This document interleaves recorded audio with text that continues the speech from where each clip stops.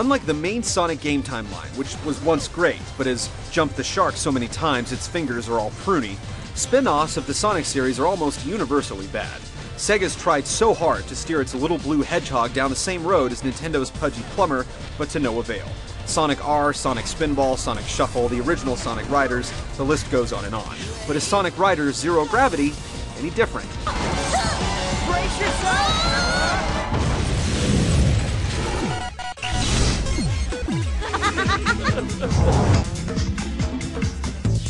The game opens as a mysterious ring-shaped meteorite lands at the feet of a legion of security bots. They suddenly wake up and march off into we don't know where. Flash forward to the next morning and Tails has somehow found said meteorite and given it to Sonic. The sound of the impact woke me from my sleep, and I found it outside. The robots attack, Sonic and friends barely escape with their lives, and then everyone does the next logical thing. They race. Ready? Go! Sonic plotlines have been pretty bizarre for a while now, and Zero Gravity maintains the status quo in this department. But really, this is nothing but a glorified kart racer, so the story is mostly unimportant anyway. Jet? Long time no see, Shorty. Guess who? Amy?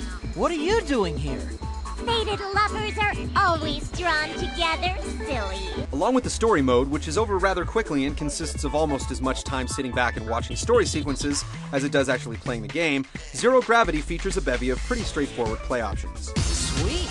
Normal racing mode can be done either against other racers or as a time attack.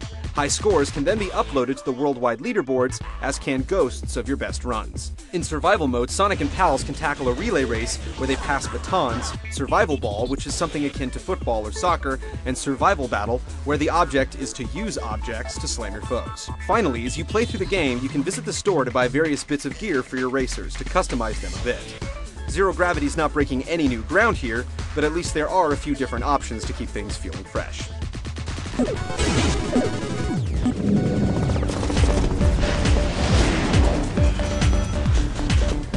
Much like in the original Sonic Riders, the actual racing is where the wheels completely come off.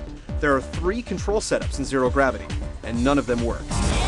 You can hold your Wii remote horizontally, tipping it forward to accelerate and left or right to turn. You can hold it more traditionally, but the control scheme is very similar. The problem with both of these setups is that the control is infuriatingly imprecise, leaving Sonic and pals acting more like ping-pongs as they careen from one barrier to the next. Luckily, Sega included a more traditional controller option, but only using a GameCube controller. Somehow the classic controller got overlooked here. And even with this third option, control is still a pain, thanks to hoverboards that simply don't turn sharply enough, and the fact that accelerate is mapped to the same analog stick as steering. There is a trick system and a ring collection system that upgrades your board on a per-race basis, as well as a gravity move that attempts to give the player more precise control, but really, when the interface is this broken on such a base level, discussion about bells and whistles is just academic. Sonic Riders Zero Gravity is almost unplayable. See you later!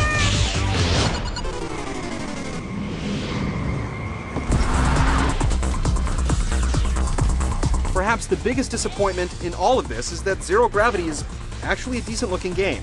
The cartoony world of Sonic and his pals looks really good here, and the sense of speed can be almost overwhelming at times. All the effects and speed do have a downside, though, as it's sometimes difficult to tell exactly where you should be going, as well as being tough to recognize a potential shortcut before it's too late. The voice acting is generally serviceable as well, though a lot of the sound clips seem to be reused from the original Sonic Riders. Still, there's some satisfying chatter between competitors during each event, and it helps to immerse you into the Sonic world. Hey, hold up a minute. Girls hate guys who rush them, Jet. Rush? Another Sonic game, another disappointment. It seems like whenever the Hedgehog jumps off the tiny screens of the current handhelds, everything just falls apart for him. Sonic Riders Zero Gravity never rises above the extremely low bar set by its predecessor, and it's made even worse on the Wii thanks to the horrible controls.